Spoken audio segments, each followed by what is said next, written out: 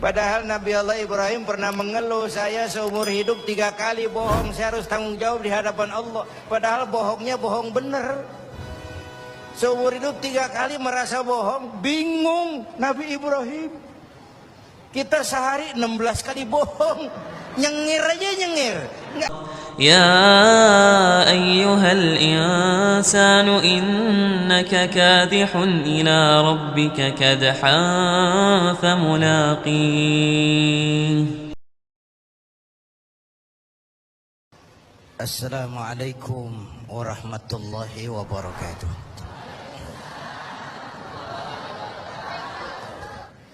Sudah menjelaskan tentang amar ma'ruf nahi munkar. Pemimpin kita baginda Nabi besar Muhammad sallallahu alaihi wasallam adalah tokoh yang paling sukses dalam melaksanakan amar ma'ruf nahi munkar.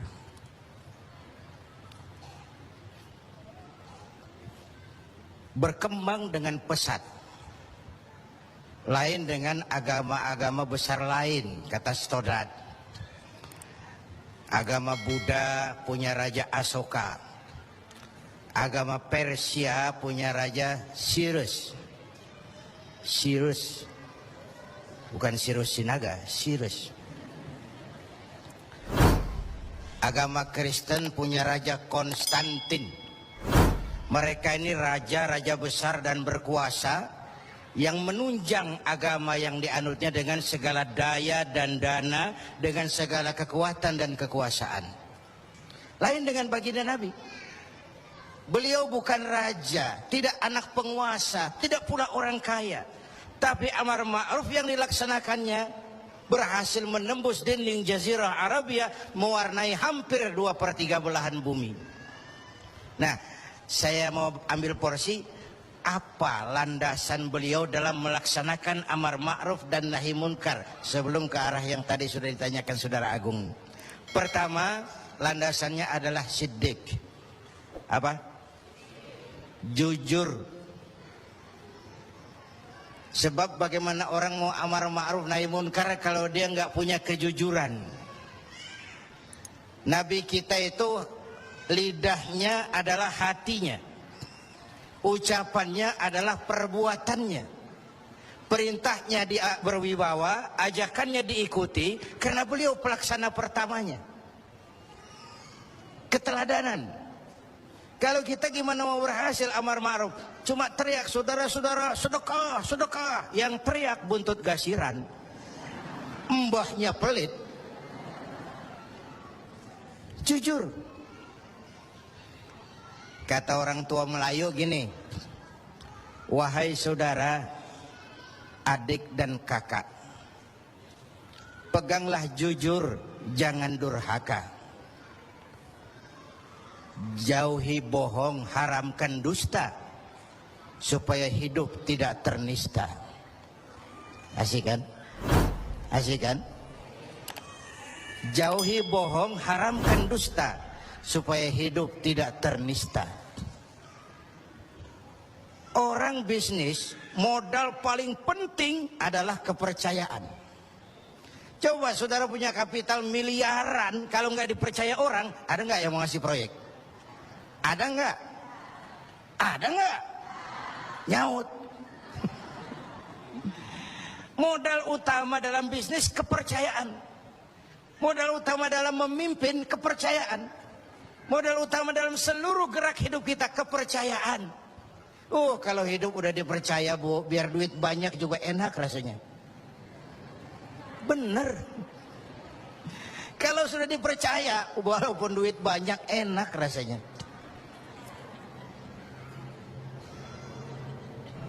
Jujur. Bahkan ini modal utama kepemimpinan beliau. Bukan S3, enggak profesor, dokter, enggak, Al-Amin. Orang yang jujur, dan itu yang kita perlukan sekarang. Gayus. Saya lihat bukan saja kasusnya aneh, penanganannya juga aneh. Orang sekali bergayus bisa ngobok-ngobok semuanya. Sekarang banyak yang telinganya pada merah, matanya pada pedas. Begitu dia nyanyi, bagaimana dia merambah kepolisian, merambah kejaksaan, merambah kehakiman. Lalu penanganannya juga aneh. Kayaknya mau terfokus kepada kasus Gayusnya, padahal yang terbesarnya adalah mafia hukum dan mafia pajak. Kan itu soal yang paling besarnya. Kita perlu jujur, jangan ada dusta di antara kita.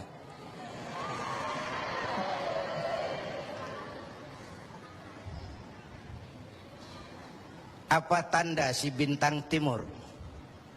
Cahayanya terang sampai ke fajar. Apa tanda orang yang jujur? Hatinya mulia, ucapnya benar. Hatinya mulia, omongannya benar. Tidak pepat di luar, pancung di dalam. Menjegal kawan seiring. Manis jika berhadapan, balik belakang lain bicara. Tiap hari kita ngadepin topeng. Topeng yang berkeliling. Ini mukanya apa bukan sih? Ini omongannya apa cuma sekedar sebuah misi? Dan seterusnya. Pantas kalau satu saat seorang biang preman, mbahnya preman, datang menghadap baginda Nabi, dapat hidayah dia. Ya Rasulullah, saya mau masuk Islam, boleh enggak? Oh boleh. Ngucap syahadat. Selesai ngucap syahadat, dia bilang lagi, ya Rasul, saya kan sekarang sudah masuk Islam. Baik. Saya cinta Islam. Alhamdulillah. Saya cinta Anda ya Rasul. Bagus itu. Cuman saya juga cinta dosa. Ini aneh orang ini. Preman tadi ya. Nah, saya cinta Tuhan ya Rasul. Saya cinta Islam. Saya juga cinta dosa. Saya belum bisa tinggalin di dosa. Saya suka judi, suka mabuk, suka zina. Marah baginda Rasul dengar ini. Enggak, beliau senyum. Senyum. Orang yang tegasnya amar ma'ruf nahi munkar itu jangan masang muka kuburan. Manyun, muka ditekuk, jangan. Senyum. Lalu beliau bilang, lah Pak Sebi, nggak apa-apa dah. Cuman begini, Mas. Dari Jawa premannya waktu itu. Kamu suka mabuk? Hobi. Kamu suka zina? Bu, di mana-mana ada langganan. Kamu suka nyolong? Iya. Nah, oke, gini. Saya cuma minta, mau nggak kamu mulai hari ini janji sama saya? Apa ya Rasul? Jangan bohong. Hal tu'ahiduni ala tarkil kadzib? Mau nggak kamu janji satu aja? Jangan bohong. Saya kira apaan kali ya Rasul? Kalau itu mah kecil. Sanggup? Sanggup. Ayo, saya bayat. Bismillah. Mulai hari ini kau janji nggak mau bohong. Janji. Pulang. Sambil pulang di hatinya mikir, ma ashala ma talaba hadzal nabiyul karim. Ini Rasulullah kok gampang banget permintaannya. Enteng urusannya. Saya terang-terangan nggak tinggal zina, nggak tinggal nyuri. Saya suka mabuk, cuma disuruh nggak bohong. Encer. Dia kira nggak bohong gampang. Dia kira nggak bohong gampang. Padahal Nabi Allah Ibrahim pernah mengeluh, saya seumur hidup 3 kali bohong, saya harus tanggung jawab di hadapan Allah. Padahal bohongnya bohong bener. Seumur hidup 3 kali merasa bohong, bingung Nabi Ibrahim. Kita sehari 16 kali bohong, nyengir aja nyengir, nggak ada bingung-bingungnya. Udah sambil pulang, hari berganti minggu, minggu pergi datanglah bulan. Satu hari dia lagi jalan nih si preman nih, mantan preman nih, ngelihat perempuan cakep, kenalan, dibawa ke rumah, masuk ke kamar. Hampir terjadi. Mau zina lagi hampir terjadi. Dia tegangan tinggi. Hampir nyaris. Begitu mau terjadi, ingat. Saya udah janji sama Rasulullah nggak mau bohong. Ntar kalau ketemu beliau saya ditanya, kamu masih zina? Nyautnya bagaimana? Nyautnya gimana? Kalau saya bilang iya, saya pasti kena hukum, udah Islam. Kalau saya bilang enggak, saya bohong. Padahal sudah janji enggak mau bohong. Perang ini, iman sama syahwatnya. Kata syahwatnya, udah sikat. Kata imannya, pikirin dulu, lu udah janji lu. Perang. Akhirnya imannya menang. Dia bilang sama tuh perempuan, Mbak Yu. Mbak Yu. Non sewu Mbak Yu. Nggak jadi. Loh, nggak jadi piye tuh Mas? Ya wis pokoknya nggak jadi. Selamat dari zina. Lain hari mau mencuri, sudah madda yadahu, tangannya udah dijulurin. Ingat lagi ntar kalau ketemu Nabi ditanya lo masih nyolong nggak? Gimana nyautnya? Tiap kali mau berbuat jahat, tiap ingat janjinya. Tiap ingat janjinya terhindar dari perbuatan jahat. Paling akhir dia datang menghadap Nabi, ya Rasul, apa? Sadaqta ya Rasul, Anda benar ya Rasul. Kenapa? Yang Anda minta atuk, kedengarannya enteng, cuman pongkolnya. Saya nggak bekutik ya Rasul. Lihat pengaruh jujur dalam hidup. Kiai, mohon maaf kalau saya potong jawaban jujur Kiai ini. Nah, bagaimana dengan sifat dari hakim-hakim kita dalam memutuskan ini, Kiai? Ya, kita berharap mudah-mudahan mereka jujur. Perkara apa ini harapan hampa itu soal nanti lah. Yang penting kita berharap mereka jujur dan mempunyai rasa keadilan. Bapak Ibu hadirin yang saya hormati, ini satu dasar amar ma'ruf tuh, jujur. Yang kedua, tabligh, menyampaikan. Ini pun nggak gampang. Satu saat beliau lagi dakwah di kalangan elit, datang orang buta nyebarin agama, nanyain agama. Agak masam, muka beliau agak berpaling. Turun ayat abasa wa tawalla an ja'ahul a'ma. Ya. Ayat yang saya sampaikan tadi, Allah mengkritik kepada baginda Nabi. Mengapa kau agak masam ketika datang orang buta minta diajarkan agama? Ayat ini disampaikan juga oleh Nabi kepada para sahabat. Ini loh, ayat ini barusan turun mengkritisi saya. Jadi memang yang orang hidup yang baik itu jangan alergi sama kritik. Tapi yang kritik pun jangan asal ngomong. Ya. Orang jangan alergi sama yang namanya kritik. Karena kritik itu yang sering membuat kita berpikir. Dikritik yang membuat kita dewasa. Dikritik yang membuat kita jadi bijaksana. Pujian sering jadi racun. Walaupun sementara kita senang. Ibu cantik lah Bu. Mekar hidungnya. Tapi itu sering jadi racun. Kritik yang membuat kita berpikir, kritik yang membuat kita dewasa, kritik yang membuat kita jadi bijak. Tapi yang ngeritik pun jangan asal ngejeblos.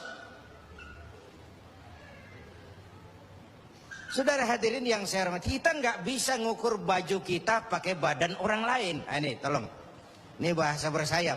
Jangan ngukur baju kita pakai badan orang lain. Nggak sedang, ya, nggak sedang.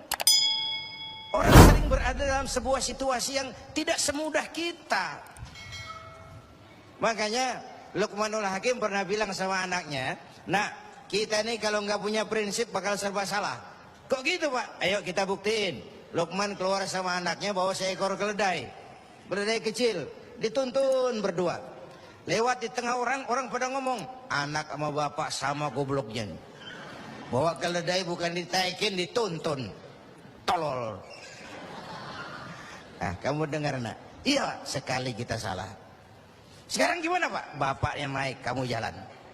Jalan, lewat lagi di tempat orang ngomong lagi, bapak kagak tahu diri. Enak-enakan di atas keledai, anaknya disuruh jalan, tega sama anaknya. Kau dengar nak? Iya, 2 kali kita salah. Habis sekarang gimana Pak? Kamu yang naik, bapak jalan.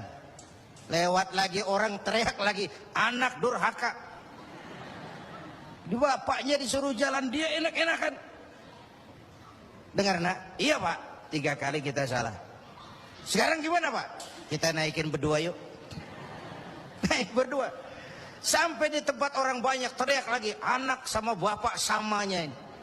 Tidak punya peri kebinatangan. Masa kalau dari kecil dinaikin berdua? Kejam. Nah, terus dengar. Iya. Berapa kali kita salah? 4. Habis sekarang gimana pak? Sekarang kalau dayanya kita gotong. Gua pengen tahu orang ngomong apa.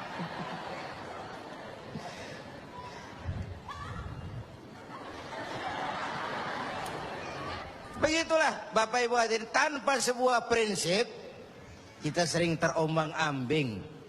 Makanya kita rakyat ini kudu punya filter. Rakyat harus jadi rakyat yang cerdas. Emas pasti kuning. Ya, apa semua yang kuning pasti emas? Rakyat harus cerdas. Ini nyengir tapi mikir nih, ya. Bapak Ibu hadirin yang saya hormati, karena itu kembali kepada sifat menyampaikan, apalagi yang menyangkut hak orang banyak. Orang-orang tua Melayu bilang begini, mengapa orang menembak ungka? Karena merengguh buah embacang. Kenapa orang banyak celaka? Karena serakah dengan hak orang. Anak udang dimakan itik. Itik berenang di air timpas. Hak orang jangan diusik. Kalau diusik badan terhempas. Hancur. Karena yang menyangkut hakul adami, hak-hak manusiawi itu harus dipenuhi. Tabligh menyampaikan. Ini kan kadang-kadang dari atasnya bagus, di tengah jalan banyak tukang sunat. Turun ke tingkat menengah, ini jalur birokrasi, sunatin. Turun lagi ke bawahnya, sunatin. Turun ke gubernur, sunatin. Turun ke wali kota, sunatin. Turun ke camat, sunatin. Sampai ke rakyat, ujungnya doang dikit bener. Kebanyakan tukang sunat di negeri kita. Belum lagi kerja mubazir. Itu ada pepatah orang Melayu bilang begini. Wahai kawan, banyaklah zikir. Mengingat Allah, janganlah mungkir. Wahai kawan, banyak berzikir. Mengingat Allah, janganlah mungkir. Hindarkan semua kerja mubazir. Supaya hidup tidak terisolir. Kerja mubazir itu kayak apa? Kayaknya kenal Ja'ronah. Pernah dengar nama itu? 6 kilometer di luar Mekah itu ada Masjid Ja'ronah, tempat kita ngambil miqat ihram kalau mau umrah. Ja'ronah itu perempuan lugu. Lugu ya tipis-tipis sama bego dah. Bego tahu bego? Minum es ditiup, nah tuh bego tuh. Dia kira ngebul panas. Ini Ja'ronah kalau malam nenun kain. Siang dia rusakin lagi. Supaya apa? Supaya malam punya kerjaan, nenun lagi. Siang dia rusakin lagi, malam dia tenun lagi. Allah sindir kita dengan peristiwa itu. Wala takunu kallati naqadat ghadlaha min ba'di quwwatin ankatha. Jangan kamu seperti perempuan lugu itu yang kalau malam nenun kain, siang dia rusak lagi. Malam dia tenun lagi, siang dia rusak lagi. Jalanan udah bener-bener dipaculin. Supaya apa? Besok punya kerjaan dananin jalanan. Berapa banyak proyek Ja'ronah di Indonesia ini? Tahsilul hasil, mengerjakan yang udah beres. Kan kerja mubazir itu. Bapak Ibu hadirin yang saya hormati, ini soal tabligh. Yang ketiga sidik amanat, yang kedua amanat ya. Yang ketiga tabligh. Amanat itu menyampaikan, bisa menjaga kepercayaan orang, itu penting. Itu amanah namanya. Menjaga amanah itu tugas yang mulia. Sama saja kalau tadi Habib sudah menjelaskan amar ma'ruf itu hakikatnya nahi munkar. Nahi munkar itu ya amar ma'ruf, cuma beda orientasinya. Tapi dalam pelaksanaannya amar ma'ruf agak lebih tidak beresiko ketimbang nahi munkar. Kalau kita amar ma'ruf paling-paling orang nggak mau gitu aja. Orang kalau diajak sholat nggak ada yang marah insya Allah, tapi nggak mau ya gitu aja. Tapi kalau dicegah judi, dicegah zina, dicegah judi, oh bandarnya kuat-kuat sekarang ini. Bandarnya kuat-kuat. Jangankan kelas kita, hukum aja bisa dijual beliin. Perkara bisa dijual beliin. Saya tempo hari saya bilang, rakyat kecil kalau mau laporan kehilangan ayam, itu kudu jual kambing. Harga laporannya mahal. Nanti berperkara kepengen menang mesti jual sapi. Cuma mau ngurus ayam hilang, kambing hilang, sapi lengit. Itu kadang-kadang ya kita nggak bisa, karena selalu ada permainan dan itu proses. Salah siapa? Ayo kita perbaiki sama-sama. Wong ini negara-negara kita. Kemerdekaan ditebus dengan keringat, air mata, darah dan nyawa orang-orang tua kita. Membangun negara ini kita biayai dengan uang kita rame-rame. Kita yang bayar pajak listrik, pajak mobil, PBB, uangnya dikumpulin bangun negeri ini. Saya ikut bayar pajak. Karena saya tidak rela kalau uang pajak itu digunakan cuma untuk studi banding atas nama jalan-jalan. Ya. Lalu dibikin slogan besar-besar, orang bijak bayar pajak, orang pajak ngemplang pajak. Ini bagaimana kayak ini? Kalau yang ma'ruf berjalan, tapi yang munkar juga berjalan, artinya kita hanya beramar ma'ruf tapi tidak bernahi munkar. Syauqi bilang dalam sebaik syairnya, famata yablughul bina'u yawman kamaluhu idza anta tabni wal akharu yahdimu. Kapan bangunan mau selesai? Kalau kamu bangun orang lain ngancurin. Orang Betawi bilang itu namanya kayak nimba kagak dibendung. Bagaimana airnya mau kering kalau nimba nggak dibendung? Kenapa? Yang ma'ruf jalan, yang munkar juga jalan. Maka amar ma'ruf nahi munkar harus ditegakkan secara bersama. Satu. Yang kedua, saya sepakat dengan guru kita Habib Munzir bahwa amar ma'ruf nahi munkar sesuai dengan bidang dan keahlian kita masing-masing. Jangan memaksakan sesuatu untuk hal yang memang bukan dunia kita. Saya dulu pernah mimpin partai politik. Dulu zaman jahiliyah. Belakangan saya menyadari politik memang bukan dunia saya.